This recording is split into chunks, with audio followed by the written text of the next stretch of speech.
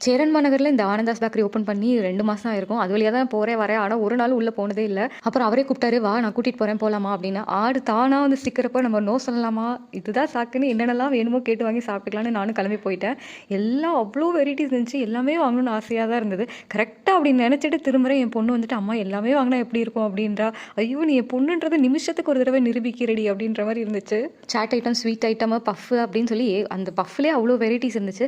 கடைசியில நீங்க என்னதான் வாங்குனீங்க அப்படின்னு கேட்குறீங்களா? இருங்க கடையை விரிப்போம். வீட்டுக்கு போனோனே ஃபர்ஸ்ட் ஆஃப் ஆல் நாங்க பெட்ல உட்காந்து சாப்பிட்டா சிந்திரும். ஏன்னா பேக்கரி ஐட்டம் சிந்தாம சாப்பிடவே முடியாது. அதனால ஒரு பாயை விரிச்சு போட்டு எல்லாம் தாராளமா உட்காந்துட்டு, அப்புறம் கார்ன் சாண்ட்விச், அப்புறம் 2 பஃப், ப்ரௌனி, நட் ப்ரௌனின்னு நினைக்கிறேன் இது. இது பேர் என்னன்னே தெரியல. பார்க்கறதுக்கு டெம்ப்டா இருக்கா, நல்லா இருக்கா அப்படின்றத பார்த்துட்டே நான் வாங்கிட்டேன். வழக்கம் போல நம்ம தான் பிரிச்சு கொடுக்கணும்.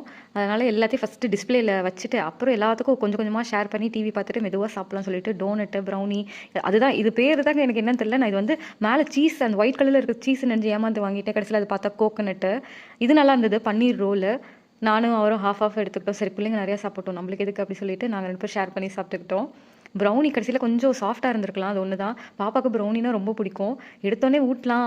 வீடியோக்காண்டி இல்லை, எப்போதுமே நாங்கள் ஊட்டிக்குவோம். இருந்தாலும் வீடியோக்காக வரவே மாட்டேங்குது பாருங்க. கோணல் கோணலாக போகுது. கடைசி வரைக்கும் வாய்க்குள்ளே போன மாதிரி தெரியல. நானும் அவரும் எதில் சிக்கனம் பார்த்தாலும் சாப்பிட்ற விஷயத்தில் மட்டும் சிக்கனம் பார்க்கவே மாட்டோம். ஏன்னா வயசு ஒரு குறிப்பிட்ட வயசு வரைக்கும் தான் நம்மளால நல்லா சாப்பிட முடியும். அதுக்கப்புறம் கஷ்டம் தான். அதனால தான் நீங்களும் நல்லா சாப்பிட்டு ஹெல்த்தியாக இருங்க. நெக்ஸ்ட் வீடியோவில் பார்க்கலாம். டூடல்ஸ்.